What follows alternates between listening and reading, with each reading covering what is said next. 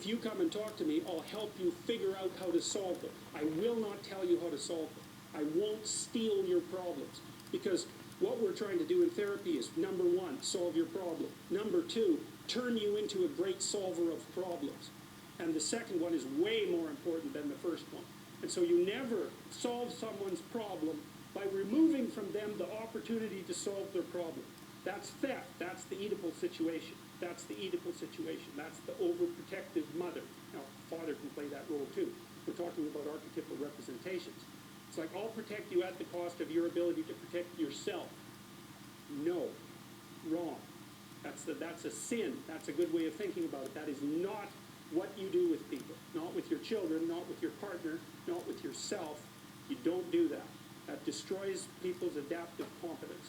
And it disarms them in the face of chaos and malevolence. And that's a terrible... You're going to send someone out unarmed in a world like that? It's a terrible thing to do. So... And if people aren't strong enough to manage it, then they get resentful, and then, you get the downhill spiral that goes along with that. Okay, we've got the problem. The problem is the ever-present reality of the apocalyptic fall. That's the problem. And so you could say, well, what is that? It's the insufficiency of all potential conceptual schemes.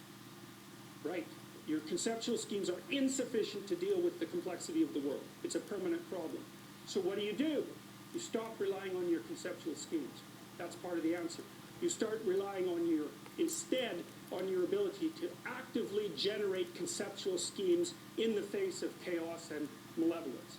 And so that makes you someone that identifies with your creative capacity, your creative, courageous capacity for articulation and action in the face of the unknown, rather than some formulaic approach to the territory. And the idea is that elevates your character to the point where you can withstand tragedy and malevolence without becoming corrupt.